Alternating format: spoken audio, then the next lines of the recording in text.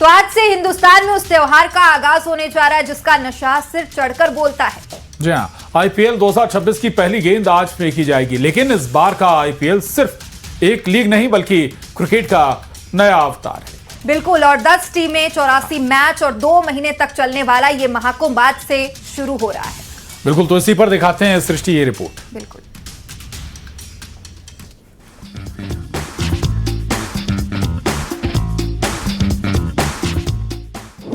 कप्तानी में भारत का दबदबा, इतिहास का सबसे बड़ा सीजन, 1.5 दशक बाद रॉयल जर्सी में सर जडेजा, धोनी का लास्ट डांस। धड़कनें तेज हैं और शोर आसमान छू रहा है। आईपीएल 2026 का बिगुल बज चुका है। आज की शाम सिर्फ एक मैच की शुरुआत नहीं बल्कि उस दीवानगी का आगाज है जो पूरे हिंदुस्तान को एक सूत्र में पिरो देती है। Defending champion royal Challengers Bengaluru और सनराइजर्स हैदराबाद के बीच इस पहले मुकाबले ने साफ कर दिया है कि इस बार इम्पैक्ट प्लेयर नहीं बल्कि इम्पैक्ट परफॉर्मेंस का बोलबाला होगा। मैदान पर कोहली का वो पुराना जादू और अभिषेक की नई रणनीति के बीच आज की रात ऐतिहासिक होने वाली है। 2026 का ये सीजन युवा कप्तानों के लिए अग्नि परीक्षा है, जहां अनुभवी दिग्गज अपनी विरासत बचाने उतरेंगे। वही युवा तुर्क जैसे रियान पराग और राजत पाटीदार अब टीम की धुरी बन चुके हैं।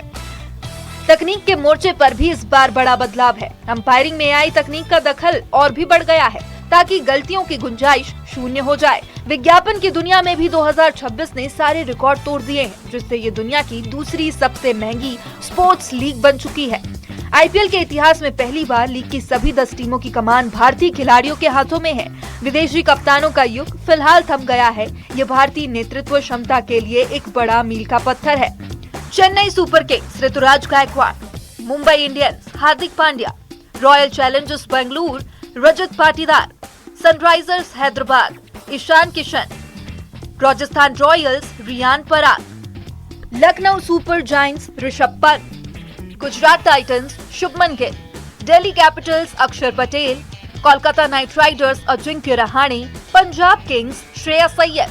तो तैयार हो जाइए अपने रिमोट और जर्सी के साथ, क्योंकि अगले 2 महीने तक सिर्फ एक ही शोर होगा, चौका छक्का और विकेट। क्योंकि इस साल बल्ला बोलेगा, रिकॉर्ड्स टूटेंगे, 10 टीमें वही पुरानी लेकर नए तेवर और वही पुराना रोमांच। Bureau report, news 18।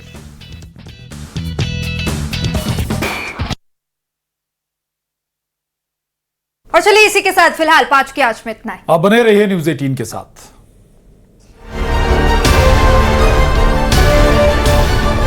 गृह मंत्री अमित शाह ने शनिवार को पश्चिम बंगाल में सत्तारूढ़ टीएमसी के खिलाफ बीजेपी की चार्जशीट बुक का विमोचन किया है।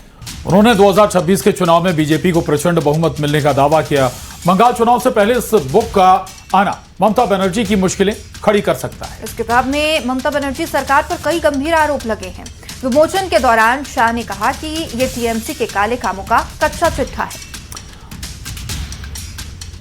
तो बीजेपी की चार्जशीट, जी ममता सरकार के खिलाफ आने वाली 14 आरोप इस चार्जशीट में रहेंगे। पहला आरोप भ्रष्टाचार और घोटाले का होगा, और वही दूसरा आरोप होगा प्रशासनिक अराजकता और कुशासन का। वही तीसरा आरोप लगाया है कानून व्यवस्था बिगाड़ने का। और इतना नहीं, महिलाओं के खिलाफ अपराध और असुरक्षा का माहौल भी बंगाल में बना हुआ। यह आरोप भी बीजेपी का है। वहीं लोकतंत्र पर हमला कर रही है ममता सरकार, ये आरोप भी लगाए। और टीएमसी पर आरोप है कि पश्चिम बंगाल में उद्योग चौपट कर दिया गया। शिक्षा व्यवस्था का खस्ता हाल हो जाना भी टीएमसी पर आरोप है। साथ ही स्वास्थ्य सेवा बुरी तरह से संकट में है पश्चिम बंगाल में। इसके अलावा कृषि और किसानों पर भी भारी संकट बना हुआ है। और वही बांग्ला पहचान का कमजोर पड़ना, उत्तर बंगाल की उपेक्षा, चाय बागान श्रमिकों की दुर्दशा, कोलकाता की दयनीय स्थिति, ये भी इस किताब में लिखा गया है। इसके अलावा राज्य भर में सिंडिकेट राज का प्रसार बढ़ा है ममता सरकार में। यह भी सबसे बड़ा आरोप लगाया गया। टीएमसी के 15 साल के काले चिट्ठों का संकलन है। सोनार बांग्ला का स्वप्न दिखाकर सिंडिकेट राज स्थापित कर बंगाल की जनता का शोषण करने वाले शासन की कहानी है। तृणमूल कांग्रेस के कुशासन में बंगाल भ्रष्टाचार की प्रयोगशाला बन चुका है। ऊपर से नीचे तक ये चुनाव जो है वो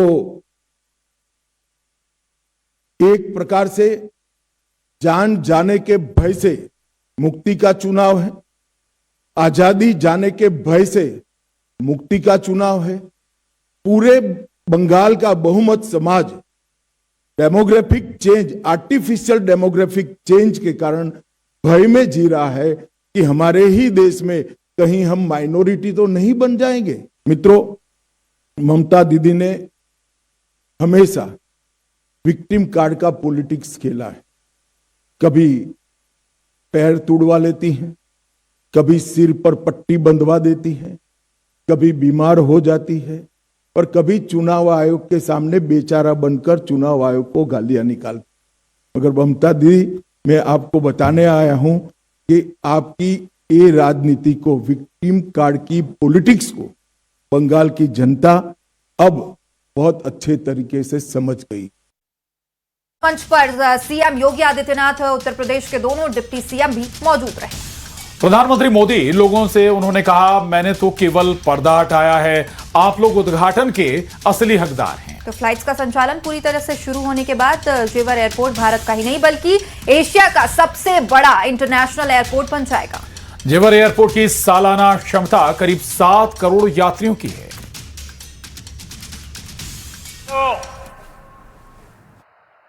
पहले अंधविश्वास के कारण अपने हाल पर छोड़ दिया गया था।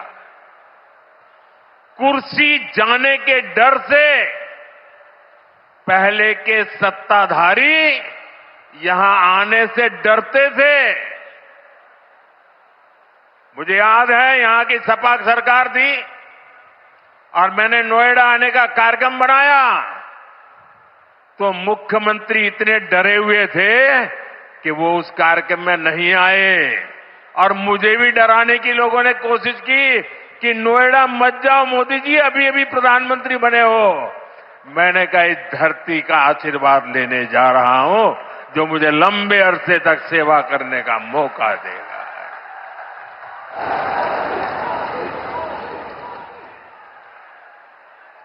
अब वही इलाका पूरी दुनिया का स्वागत करने के लिए तैयार है।